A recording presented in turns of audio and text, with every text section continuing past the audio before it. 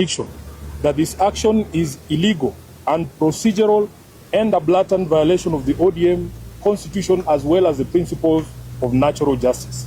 At no time have I been informed of any allegations against me, be they of indiscipline, insubordination, or incompetence in the execution of my duties as the Secretary General. Neither have I been invited to respond to any complaints in and out of the party on any matter that would constitute grounds for removal of a Secretary General. Consequently, no lawful organ of the party has invited me to any hearing. Indeed, as far as internal differences in opinion go, my only cry is that I have refused and I oppose any plans and schemes within the party to support President William Ruto's re-election, because I have held and continue to hold the firm position that this country cannot afford another 5 years of this expensive, divisive, incompetent, and disastrous Ruto misadventure. Kleptocracy is not a philosophy that an entire nation can give a second chance. This month marks the beginning of my 9th year as SG of ODM. I am the longest serving individual in that position. To serve that long at the feet of the enigmatic Raila Odinga needed one to summon all reservoirs of wisdom from all possible sources, but most importantly, to remain a true and loyal student of the great icon. Even in the current circumstances, I would never betray the ideals and principles of my late party leader. I have served this party with loyalty, diligence, and unwavering commitment because I had a leader in Raila who nurtured young people and young leaders and knew how to bring competing interests and egos into one functional movement.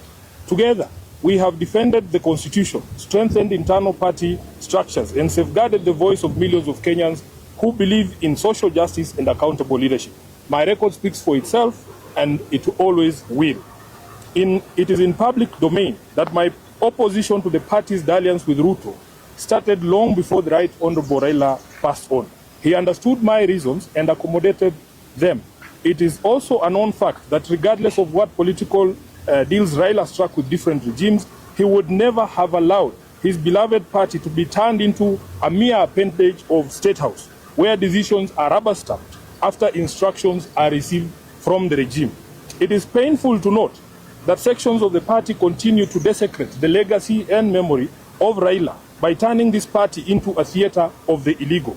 Just last week, on 3rd February, a Gazette notice was released purporting to legitimize the recent changes in party leadership, with the rider asking for public input within 7 days, even though the stated date had lapsed by 3 weeks. Essentially, those who now purport to run the party are aware that, for instance, the new party leader was installed unprocedural and unconstitutional. These shortcuts and illegal edicts reflect the bad manners that progressive institutions and individuals pick up as soon as they get cozy with William Ruto. I leave it to the party members to judge if this really is the path that the Right Honorable Raila Odinga had set for us. Just 4 months after his death, we can all agree that Raila must be turning in his grave. In recent times, many respected personalities within the movement have reached out to me and the rest of the leadership, seeking a middle ground of unity, at least until the National Delegates Convention is called. I may not mention all of them, but the party trustees, and they know themselves, as well as Mama Ida Odinga and Her Excellency Ruth Odinga, the women representative for Kisumu, among others, have worked tirelessly to try and unite the party and renew the spirit of Raila in the party.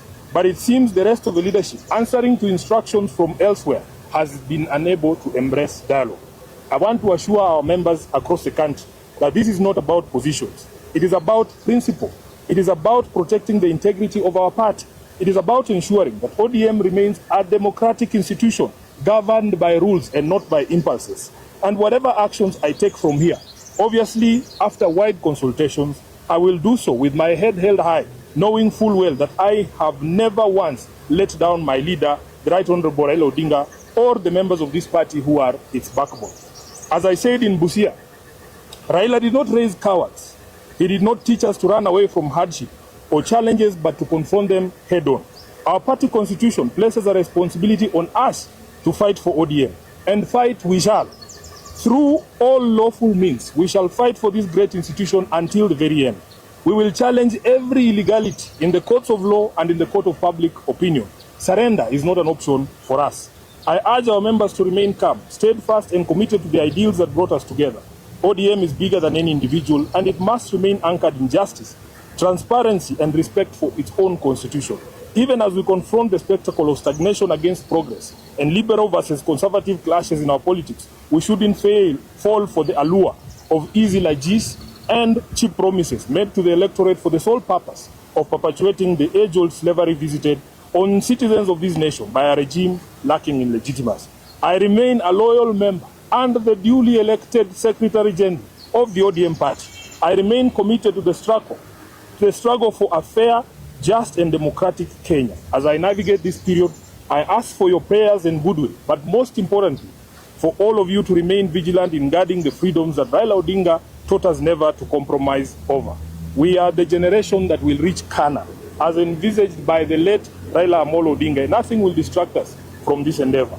I am grateful to all of you for all the messages of support, and I want to assure you that we will be back to the grassroots bigger and more energized, beginning this Sunday in Kitengela. Thank you very much, and God bless you.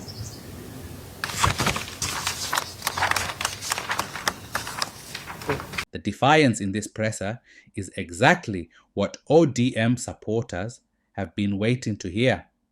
It is powerful to see EDWIN Sifuna stand his ground and remind everyone that Raila never raised cowards. The principles of a party should always come before individual positions. And if there is indeed an attempt at a hostile takeover from State House, as Governor Oparanya claims, then every loyal member needs to stay vigilant. It is deeply concerning to hear about the remote control tactics being used to destabilize the party from within. When Sifuna says they will fight this in the court of public opinion, he is calling on the backbone of the party, the grassroots. We cannot allow the age-old struggle for a democratic Kenya to be compromised for cheap promises or allure of easy lows. The mention of an axis of evil working to wreck the party from the inside is a serious wake-up call. We are looking forward to the ground shaking in Kitengela this Sunday and the upcoming tours in Vihiga and Kakamega. Let the leadership know that their members are not blind to what is happening. We stand for justice, transparency, and the respect of the ODM Constitution. The struggle for a fair Kenya continues.